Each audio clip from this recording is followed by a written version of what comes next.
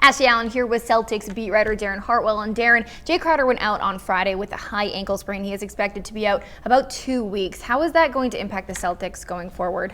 Yeah, I think it's going to play a pretty big role. I mean, he's probably, outside of Isaiah Thomas, the most impactful player in the Celtics. He's a really good two-way forward. He's averaged about 15 points per game and usually matches up against the opponent's best defender. So this is going to be a tough stretch. They play some tough games going forward. So I think this is going to be a pretty big test to see if the Celtics can kind of stay afloat. And who's going to have to step up in his absence?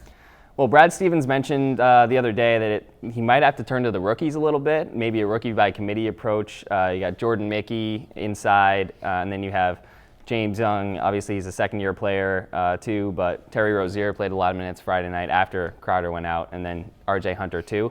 Those guys haven't really seen the floor a whole lot, and you may see some of them, a lot more of them going down the stretch, and that could be good for their development. So are there any playoff implications going on with his injury at this point? Yeah, I mean, you'd expect, the hope is that he's going to be back for the playoffs, but he could miss maybe the rest of the regular season. That could hurt the Celtics just in the fact that if they drop to the 4 or 5 seed and then end up winning their first round series, then they'd probably face the Cleveland Cavaliers in the first round. That'd be a pretty or in the second round. That'd be a pretty tough matchup.